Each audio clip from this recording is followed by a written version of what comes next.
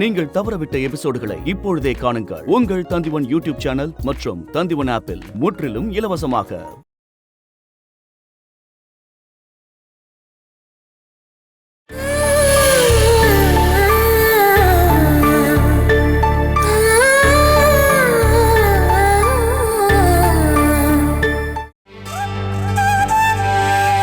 இங்க வா.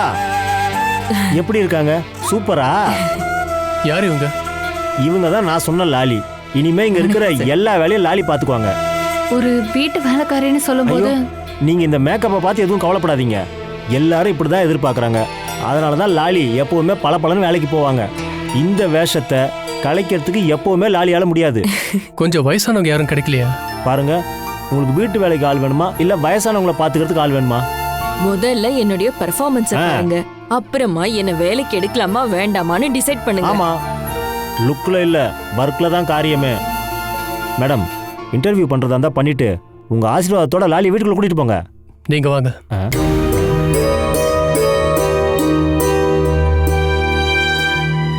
இந்த மேக்கப் அவங்களும் இந்த வீட்டுக்கு செட் ஆக மாட்டாங்கன்னு தோணுது. இங்க பாருங்க சார், இந்த காலத்துல இந்த மாதிரியான ஒரு நம்பிக்கையான ஆள் உங்களுக்கு கிடைக்கிறதுக்கு நீங்க புண்ணியம் பண்ணிருக்கணும்.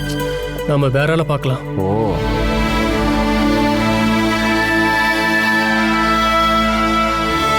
இப்படி ரகசியமா பேசாதீங்க.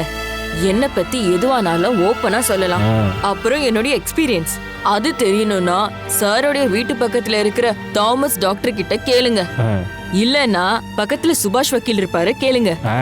அதுவும் இல்லனா ரைட் சைடு வரும்போது வீடு ஏஎஸ்ஐ சத்யன் சார், அவர்கிட்ட கேளுங்க. அவங்க எல்லாம் எனக்கு 5 ஸ்டார் தருவாங்க. இது பொய் இல்ல, உண்மைதான்.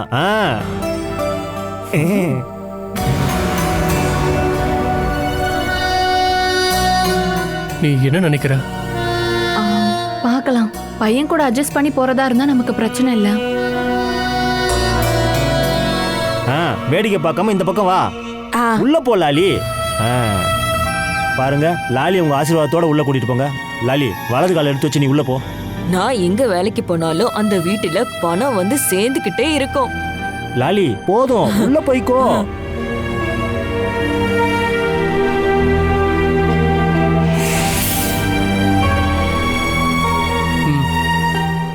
அவங்க தான் கூப்பிடுறாங்களே, உள்ள போ போ போ போ போ போ. உள்ள போ. போ போ, அப்படி போ.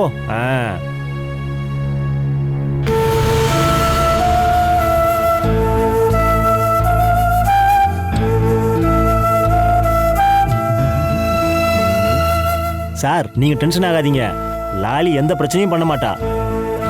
அங்க பாருங்க, அந்த துபாய்காரனோட வீட்டை வித்துட்டேன்னா நான் நிம்மதியா இருப்பேன்.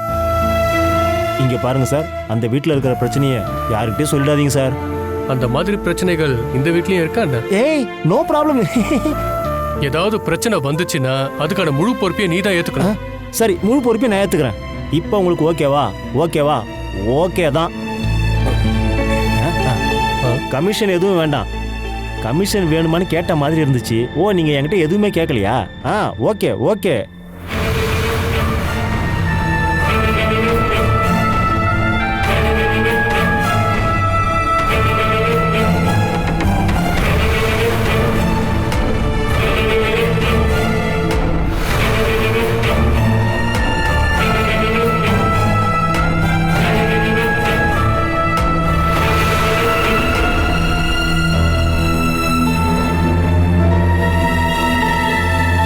வீட்டு வேலைக்கு ஆள் வச்சது வேணும்னோ இல்ல ஆசைப்பட்டோ இல்ல.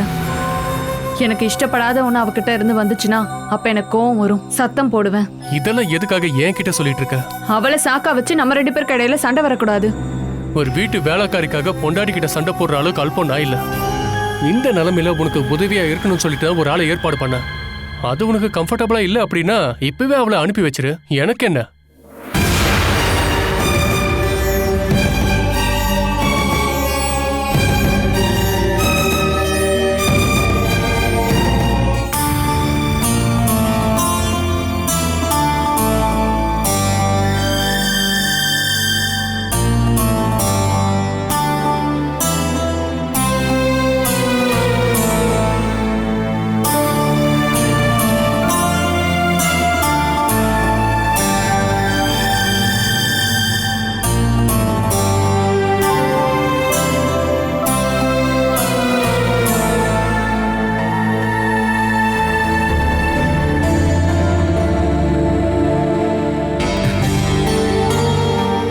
வருத்தப்பட்டுக்கிட்டு இங்க வந்து நின்னா என்ன அர்த்தம்?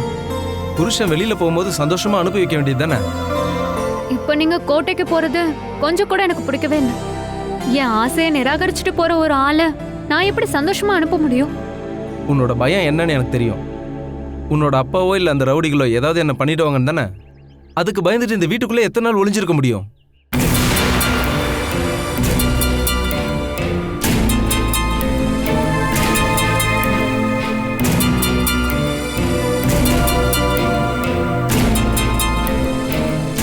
ஒரு பிளான்டேஷனோட பிஸ்னஸ் பார்ட்டியை போய் நான் பார்த்து அவரை கூட்டிட்டு போய் அந்த இடத்த நான் காட்டணும்.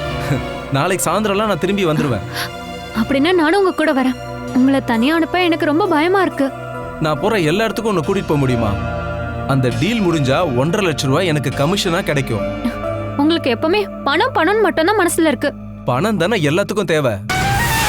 பட்னியா இருந்தாலும் பரவாயில்ல, ஆனா பாசத்துக்கு ஒரு குறையும் இருக்கக்கூடாதுன்னு நீ சொல்ல வர.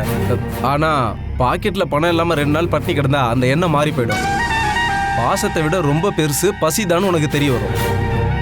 நமக்கு பெரிய ஆர்ப்பாட்டமான வேலை வேண்டாம், ஒரு சின்ன வேலை இருந்தா போதும். சின்னதா இருந்தாலும் பெருசா இருந்தாலும் வாழ்றதுக்கு பணம் ரொம்ப அவசியம். ஒரு வேலை எதுவும் இல்லைன்னா பட்னி தான் இருக்கணும். பணம் தேவைப்பட்டப்ப நான் வேணும்னோட காலை பிடிச்சேன். இப்ப அந்த அவசியம் தேவையில்லை. வேணு மாமாவோட வருமானத்தை வச்சுதான் இந்த வீடே ஓடிச்சுன்னு புரிஞ்சு போச்சு. அவரால வேலைக்கு போக முடியல, அக்கௌண்ட்ல காசும் இல்லைன்னு அவரை வெளியே அனுப்பிட்டீங்க. என்னோட விஷயத்துலயும் இப்படி நடக்குமா என்ன? ஏய், நீ என்னுடைய செல்ல குட்டி இல்ல? ஏய், ஒரு விஷயம், உங்க அப்பா சைடுல இருந்து இது வரைக்கும் ஒண்ணுமே பண்ணவே இல்லை. ஒருவேளை நம்ம அங்க போக வேண்டியதா இருக்குமோ? நம்ம ஒண்ணும் அவசரப்பட வேண்டாம். 1 மாசம் வரைக்கும் வெயிட் பண்ணுவோம். அப்பவும் அவர் கண்டுக்கலன்னா அப்பா வக்கீல போய் பார்க்கலாம். போதும், இது போதும். மெதுவாவே பண்ணலாம். அப்படின்னா நான் கிளம்பட்டுமா?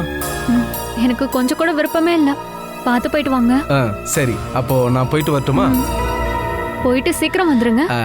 கிடைக்க வேண்டியது கிடைக்கலையே. ஐயோ, அனிலா அக்கா வராங்க. ஓ, சிவ பூஜையில கரடி போந்த மாதிரி. நான் போயிட்டு வரட்டுமா?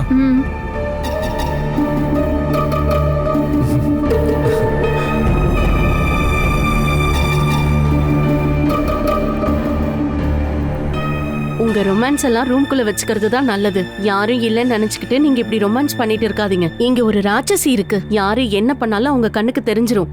எங்க இருந்து பாக்குறாங்கன்னே நமக்கு தெரியாது. அத்தே எப்படி ஏமாத்தணும்னு எனக்கு நல்லா தெரியும். முதல்ல உனக்கு அப்படிதான் தோணும். நம்மள நம்ப வைக்கிற மாதிரி அத்தை ஏதோ ஒண்ணு பேசிக்கிட்டே இருப்பாங்க. அது அவங்க நினைக்கிற காரியம் ஆகிறதுக்கு மட்டும்தான். அதுக்கப்புறம் நம்மள வேலைக்காரியா தான் பாப்பாங்க. அதுக்கப்புறம் அவங்க கிட்ட இருந்து தப்பிக்கவே முடியாது. என் புருஷன் என் பக்கத்துல இருக்காருல்ல, எனக்கு எந்த பயமும் இல்ல. கடந்த 5 வருஷமா எனக்கு எல்லார பத்தியும் நல்லா தெரியும். கல்யாணம் ஆனதுல இருந்து 3 மாசம் அந்த ராட்சசி என் கைய புடிச்சிட்டு நடந்தா. அதுக்கப்புறம் அவங்க வேலையை காட்ட ஆரம்பிச்சுட்டாங்க. உனக்கு இப்போ கல்யாணம் முடிஞ்சு 1 மாசம் தானே ஆயிருக்கு. இதுக்கப்புறம் இன்னும் 2 மாசம் தான் இருக்கு. நீ புத்திசாலியா இருந்தா இதுக்கு நடுவுல உன் புருஷனை கூட்டிட்டு உன் வீட்டுக்கு போற வழிய பாரு. அதுதான் நல்லது.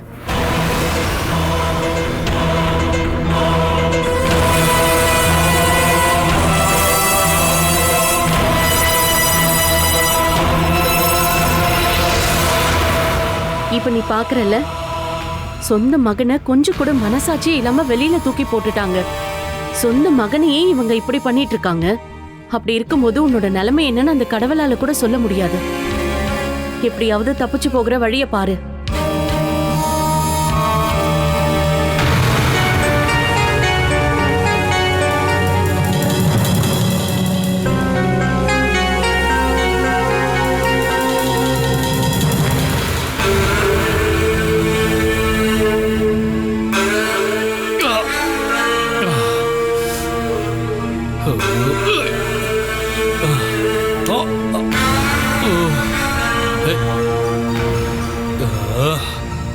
நீ யார் எதிர்பார்த்து இப்படி உட்காந்துட்டு இருக்க? இங்க என் ரத்தம் எல்லாத்தையும் கொசுவே குடிச்சு தீத்துரும். என்ன தூங்க வச்சுட்டு நீ எங்கேயாவது போக போறியா என்ன? இனிமே எங்க போறதா? எங்க வேணா போடி, யாரு கூட வேணா நீ போய்க்கோ. என்னால இப்பதான் எதுவும் பண்ண முடியாதுல்ல. இதுக்கப்புறம் நான் எங்க போனாலும் நீங்களும் என் கூட வரணும். என்ன இங்க கொண்டு போட்டுட்டு அங்க எல்லாரும் நிம்மதியா தூங்குறாங்கல்ல. அவங்களுக்கு சரக்கு வாங்கி கொடுத்த காசு இருந்திருந்தா இந்நேரம் நான் இன்னொரு வீடே கட்டி இருந்திருப்பேன். அதை இப்ப யோசனை பண்ணி என்ன பண்றது? ஒன்னா உட்காந்து சரக்கடிக்கும் போது என்ன பிரச்சனை வந்தாலும் கூட அவங்க இருப்பாங்கன்னு தோணும். அவங்க சத்தியமும் பண்ணுவாங்க. நம்ம நிலைமை மோசமானதுக்கு அப்புறம் தான் ஒருத்தரும் நம்ம கூட இருக்க மாட்டாங்கன்னு இப்போ உங்களுக்கு புரிஞ்சிருக்குமே. எல்லாத்தையும் சகிச்சுக்கிறதுக்கும் மலமூத்திரம் அழுறதுக்கும் கட்டின பொண்டாட்டி தவிர வேற யாரும் இருக்க மாட்டாங்க. இப்படிப்பட்ட துரோகத்தை நான் எதிர்பார்க்கவே இல்லை. நன்றி கெட்ட ஜென்மங்க. 10 வருஷமா வேலை பார்த்து சம்பாரிச்ச பணத்தையெல்லாம் அவங்களுக்காக தான் செலவு பண்ணியிருக்கேன். வேற எதுவும் வேண்டாம். நம்ம தங்கறதுக்கு ஒரு வீடு இருந்திருந்தா நல்லா இருந்திருக்கும்ல. என்னோட ஷேர் அன்னைக்கே இந்த வீட்டை எழுதி வாங்கியிருந்தா நல்லா இருந்திருக்கும். அப்ப தோணவே இல்லை. அன்னைக்கு இவங்க எல்லாரும் என் காலடியில் விழுந்து கிடந்திருந்தாங்க. ஏமாந்துட்டேன். நீ என் வாழ்க்கைக்குள்ள வந்ததுக்கு அப்புறம் தாண்டி எல்லா பிரச்சனையும் எனக்கு வர ஆரம்பிச்சது. ஒரு பிச்சைக்கார மாதிரி நான் இங்க. இது எல்லாத்துக்கும் காரணம் நீ தாண்டி. நீ மட்டும்தான்.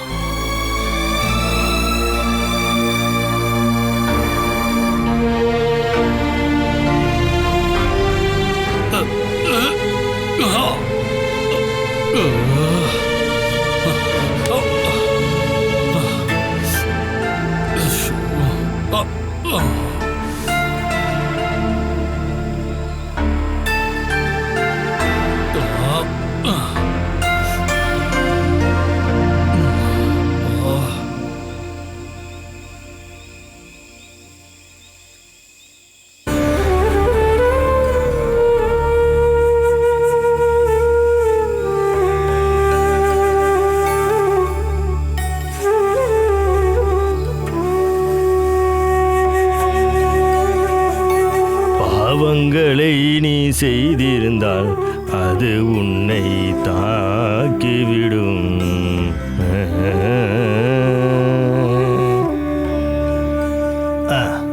கர்மனா ஜாயதே ஜந்து. கர்மத்தால தான் நமக்கு ஜென்மமே உருவாகுது. கர்மனைவா நெளியவேன். மரணம் வர்றதும் ஜென்மத்தினால தான். என்னுடைய வாழ்க்கை இப்படி இருக்கிறதுக்கு மாமா அதுவும் கர்ம பலனால தான் நடக்குது. வாழ்க்கையில இப்படியும் சில அவஸ்தைகள் வரும்னு என் மகனுக்கு ஞாபகப்படுத்ததான் இந்த விபத்து நடந்திருக்கு. அப்படி யோசனை பண்றதுக்கு மனுஷனை கொள்றதுக்கு ஒரு மனசு வேணும்ல. உங்க பையனுக்கு அது இல்லைல்ல. அது இருந்திருந்தா இப்படி கிடைக்க வேண்டிய அவசியமே இல்லைல்ல. இதை விட பெரிய விபத்து ஏற்பட்டாலும் அந்த சுபாவம் மாற போறதில்ல. சில பேருக்கு அப்படிதான். சக்கரை பாவுல வேப்பலைய நட்டு வச்சு தினமும் அதுக்கு பாலபிஷேகம் பண்ணாலும் வேப்பலை ஒன்றும் இனிக்காதில்ல. என்ன பண்ணாலும் அடிப்படையான குணம் மாற போறதில்ல. இப்படி இந்த கொட்டாயில அவமானத்தை சகிச்சுக்கிட்டு எத்தனை நாளைக்கு மாமா வாழ்றது? அதை தவிர இப்போ வேற என்ன வழி இருக்கு? குறைஞ்ச வாடகைக்கு ஒரு வீடு கிடைக்குமா? இங்க இருந்து போகணும். அது ஒரு வாடகை வீடுன்னு சொல்லும்போது கொடுக்க காசு இருக்கணும்ல. உன்னுடைய இந்த கம்மியான சம்பளத்தை வச்சு வாடகை கொடுக்க முடியுமா? எப்படிமா சாத்தியமாகும்? இன்னொரு வேலையை கூட நான் தேடி கண்டுபிடிக்கணும். ஒரு வாடகை வீட்டுக்கு போகும்போது குழந்தைங்களுக்கு டியூஷன் எடுத்தாலே வாடகை கொடுத்துடலாம்ல. அப்படின்னா குறைஞ்ச வாடகைக்கு வீடு எங்கம்மா கிடைக்கும்? நீங்க கொஞ்சம் தேடி பாருங்க. இங்க இருக்கணும்னு அவசியம் இல்லை. கொஞ்சம் தூரமா கிடைச்சாலும் ரொம்ப நல்லதுதான். நான் எதுக்கும் தேடி பார்க்கறேம்மா.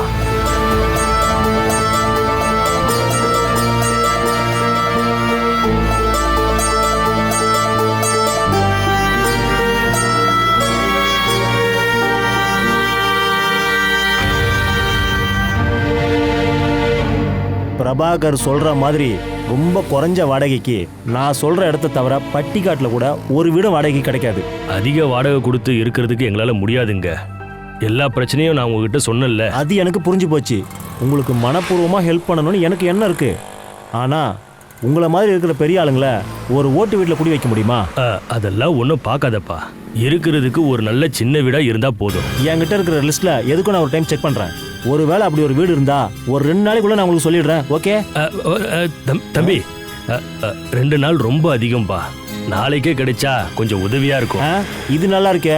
நான் வீட்டை பூட்டி கையிலே சாவி வச்சு அலைஞ்சிட்டு இருக்கேனா எல்லார்கிட்டையும் கொடுக்கறதுக்கு? நீ மனசு வச்சா நடக்கும். அதுவும் சரிதான். ஆமா, வேணுடைய பொண்டாட்டி எங்க வேலை பார்க்கறதா சொன்னீங்க? அங்கன்வாடியில. அங்க வேலை பார்க்கறாங்கன்னா உங்க வீட்டுக்கு பக்கத்துல இருக்கிறது தானே ரொம்ப நல்லது. இது இப்போ விடிய விடிய ராமாயணம் கேட்டு ராமனுக்கு சீதை யாருன்னு கேட்ட மாதிரில இருக்கு.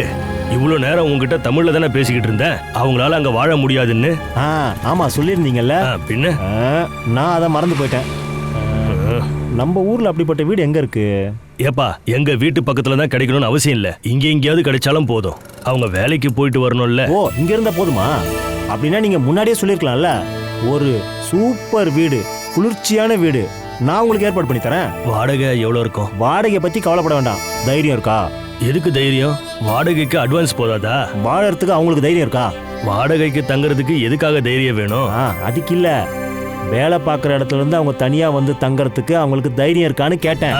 அவங்க எங்கே வேணாலும் போய் தங்கி வாடகை தரத்துக்கு ரெடியா இருக்காங்க. அப்படின்னா நான் உங்களுக்கு உடனே அந்த வீட்டை காட்டுறேன். வாங்க, வந்து வண்டியில ஏறுங்க. வீட்டை பார்த்ததுக்கு அப்புறம் தான் மற்ற விஷயங்கள்லாம் பேசுறோம். வண்டியில ஏறுங்க.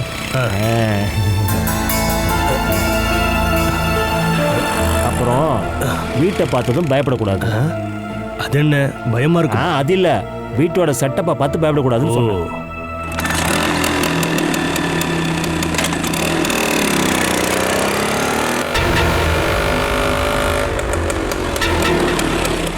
நான் சொன்ன வீடு இதுதான். அண்ணே இறங்க இறங்க. அண்ணே, இந்த ஏரியால ரொம்ப சூப்பரான வீடு இதுதான்.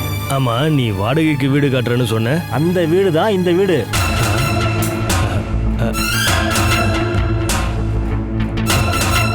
அப்படி பார்க்காதீங்க. அதனால தான் நான் உங்ககிட்ட முதலே சொன்னேன், பயப்படக்கூடாதுன்னு. ராகவா, ஒரு அங்கன்வாடியில வேலை செய்யறவங்க இந்த வீட்டுல வாடகைக்கு இருக்க முடியுமா என்ன? இதோட வாடகை எவ்வளவு? முதல்ல இந்த வீடு பிடிச்சிருக்கான்னு சொல்லுங்க. நீ என்ன கிண்டல் பண்ணிக்கிட்டு இருக்கியா என்ன? அண்ணா, இது 2 போர்ஷனா வாடகைக்கு விட்டுருந்தோம். ஏற்கனவே இந்த வீட்டில் குடியிருந்தவங்க இந்த வீட்டை நாஸ்தி பண்ணிட்டாங்கன்னு சொல்லிட்டு அவங்கள காலி பண்ண சொல்லிட்டோம். ஓனர் துபாயில் இருக்காரு. அவர் இதை வாடகைக்கு விட வேண்டிய அவசியமே இல்லை. அப்புறம் லாலின்னு ஒரு வேலைக்காரி இருக்காங்க. அவங்க வாரத்துக்கு ஒரு டைம் வந்து வீட்டை சுத்தப்படுத்திட்டு இந்த செடிக்கெல்லாம் தண்ணி ஊற்றிடுவாங்க. அப்படின்னா நம்ம இங்கேருந்து போகலாம்ப்பா. என்ன இங்கேருந்து போகிறேன்னு சொல்கிறீங்க? முடிவை சொல்லுங்க. இது ஒன்று எங்களுக்கு சரி வராது ராகவா. 1 மாதம் குடியிருந்து பாருங்க. அதுக்கப்புறம் சரி வரலன்னா வேற பார்க்கலாம். சொல்ல போனா பிரபாகரருடைய மகன் இந்த மாதிரி ஒரு வீட்டில் குடியிருக்காங்க அப்படின்னா அது ஒரு மரியாதை தானே. மரியாதை மட்டும் இருந்தா போதாது, வாடகை கொடுக்கணும்ல. எவ்வளவு ரூபாய் கொடுக்க முடியும்? நான் தான் சொன்னேன்ல, மாசம் 2000 ரூபாய். அதை விட அதிகமா கொடுக்க வாய்ப்பே இல்லை. நமக்கு மட்டும் இது ரகசியமா இருக்கட்டும். ஒரு 5000, 16000 ரூபாய் வாடகை வீடு. அவ்வளோ கொடுக்க முடியாது. 4000 ரூபாயே ஃபைனல் பண்ணிக்கலாம். சரி, நம்ம வேற வீடு பார்த்துக்கலாம். வேற வீடெல்லாம் பார்க்க முடியாது. 3000 ஃபைனல் பண்ணிக்கலாம். 3 மாசம் வாடகையை அட்வான்ஸா கொடுத்தா போதும். இல்லப்பா, நான் வந்து மருமக கிட்ட கேட்டு சொல்லிடுறேன். நான் உங்களுக்காக மட்டும்தான் இந்த வாடகைக்கு கொடுக்குறேன். ஏன்னா உங்க மேல வச்சிருக்கிற மரியாதையினால. அதனால நீங்க இதை யாருக்கிட்டையுமே தயவு செஞ்சு சொல்லிடாதீங்க. இது 3000 ரூபா தான் வாடகைன்னு. என்ன புரியுதா? நான் யாருக்கிட்டையுமே இதை பத்தி சொல்ல மாட்டேன். ராகவா, வீட்டை வாடகைக்கு விட்டாச்சா? வீட்டை வாடகை விடவே இல்ல. வீட்டை பெயிண்ட் அடிக்கிறத பத்தி பேசிட்டு இருந்தேன். என்ன சரிதானே? அது சரிதான். இந்த வீட்டு நிலைமையாவது மாறட்டும். வரட்டா? சரிங்க, நீங்க ஓகேன்னு சொல்லிட்டீங்க. நம்ம வீட்டை கொஞ்சம் பார்க்கலாமா? வாங்க. ராகவா, அதெல்லாம் ஒண்ணும் வேண்டாம். வாங்க, பார்க்கணும் இல்லையா? உங்க சொந்த வீடு மாதிரி நீங்க நினைச்சுக்கங்க. உள்ள வாங்க. இந்த வீட்டுல இதுக்கு முன்னாடி யாருமே இல்லையா? போன வாரம் தான் அவங்க எல்லாரும் இங்க இருந்து காலி பண்ண சொன்னேன். உட்காரத்துக்கு ஏதாவது கட்டில் இருந்தா கூட. கட்டிலா? ஃபுல் ஃபர்னிஷ்டு வீடு தான். வாங்க, உள்ள வந்து பாருங்க. வாங்க வாங்க, வந்து உள்ள வந்து பாருங்க. வாங்க வாங்கண்ணே, வாங்க வாங்க. பாருங்க, பெரிய விசாலமான ஒரு ஹாலு. அங்க பாருங்க, நல்ல சூப்பரான ஒரு பெட்ரூம். பாருங்க, இங்க பாருங்க. பாருங்க, நல்ல குஷனா இருக்கிற ஒரு சோஃபா. உட்கார்ந்தா எந்திரிச்சு போக மனசே வராது. வாங்க வாங்க, இந்த பக்கம் வாங்க. இதோ பாருங்க, நல்ல சூப்பரான கிச்சனு. அப்புறம் பாத்ரூமை பார்த்தீங்கன்னா நீங்க குளிச்சாலும் தண்ணி ஒரு சொட்டு நிற்காது. டாய்லெட்டை பார்த்தீங்கன்னா உக்காந்தா எந்திரிச்சு போக மனசே வராது. இவ்வளோ அழகா இருக்கிற ஒரு வீட்டை தான் வெறும் 2999 ரூபாய்க்கு. 3000 ரூபா தானே சொன்னேன். அது ஜிஎஸ்டியோட சேர்த்து. அப்படியா? சரி, போதும். அப்புறம் எல்லாத்தையும் கொஞ்சம் சுத்தம் பண்ணி வைக்கணும். பண்ணிட்டீங்கன்னா நாங்க நாளைக்கு இங்க வந்துடுறோம். சரி.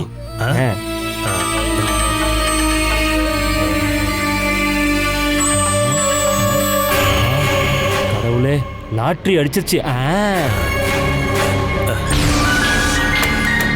பக்கத்து வீட்டில் இருக்கிற எல்லாரும் ரொம்ப அன்பா பேசுவாங்க. ஏதாவது உங்களுக்கு தேவைப்பட்டுச்சுன்னா சும்மா அப்படி கூப்பிட்டீங்கன்னா போதும், ஓடி வந்துருவாங்க. ரொம்ப தாகமா இருக்கு. இங்க எங்கேயாவது டீ கடை இருக்குமா? இங்க பக்கத்துல இல்ல இல்ல இல்ல, இந்த ஏரியாவில் எந்த ஒரு டீ கடையுமே இல்ல. இல்ல நம்ம வர வழியில ஒரு கடையை பார்த்தோமே. வேண்டாம், அங்க போகாதீங்க. அங்க தண்ணி சுத்தமாவே இருக்காது. ஆ, அப்ப இங்க இருக்கிற தண்ணியும் சுத்தமா இருக்காதா? ஏய், இங்க கிணத்து தண்ணி தான் வருது, அதான் நல்லா இருக்கும். அவனோட கடையில பைப்பு தண்ணி. அண்ணா வந்து வண்டியில ஏறுங்க. ஜங்ஷன் போயிட்டு ஒரு சூப்பர் டீயை நான் உங்களுக்கு வாங்கி தரேன். வாங்க, பார்த்து வாங்க. வாங்க வாங்க.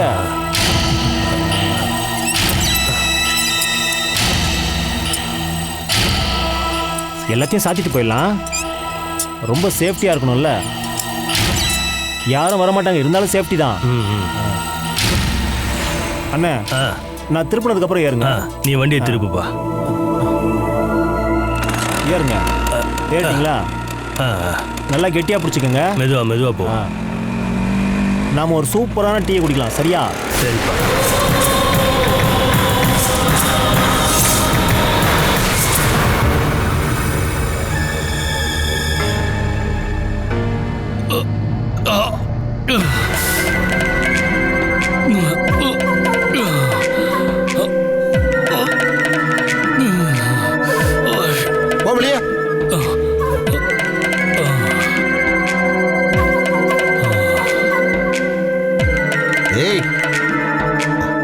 என் முகத்தை பார்த்தாலே நீ மறுபடியும் காண்டாவேன்னு எனக்கு நல்லாவே தெரியும். பரவாயில்ல, நான் உங்ககிட்ட மன்னிப்பு கேட்கத்தான் உன்னை தேடி வந்திருக்கேன்.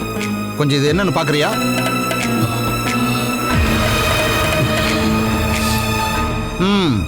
இதை பார்த்து உன் நாக்கில் எச்சி வரும்னா அதுக்கு நான் பொறுப்பு இல்லை. இது சரக்கு கிடையாதுடா, வெறும் பிளாக் டீ தான். நான் இதுக்கு மாறிட்டேன். இந்த கலரை பார்த்தாலே சந்தோஷமா இருக்குடா. சரக்குன்னு நினைச்சுக்கிட்டே அப்படியே டேஸ்ட் பண்ணி குடிச்சிட வேண்டியதான். உன்னால அப்படி கற்பனை பண்ண முடிஞ்சதுன்னா இந்த குடிச்சு பாரு. அட குடிச்சு பாடுறா.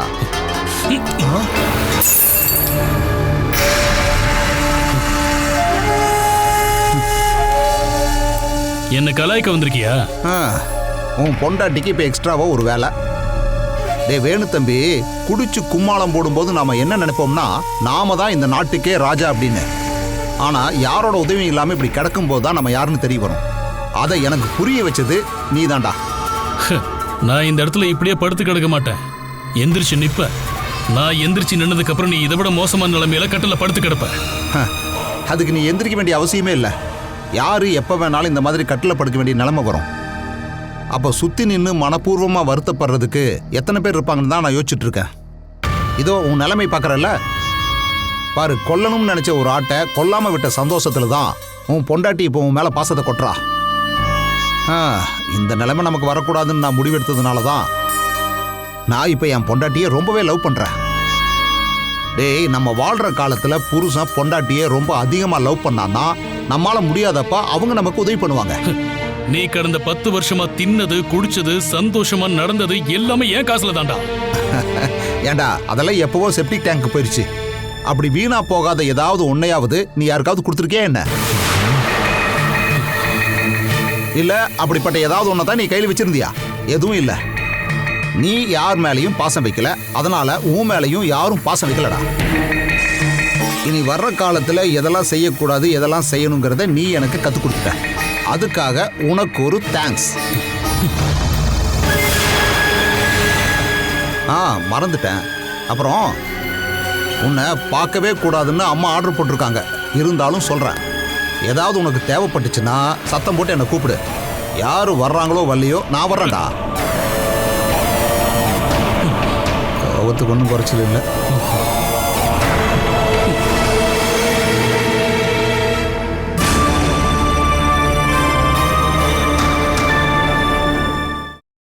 Catch us on TV, Thandivan app, thandivan.com and YouTube.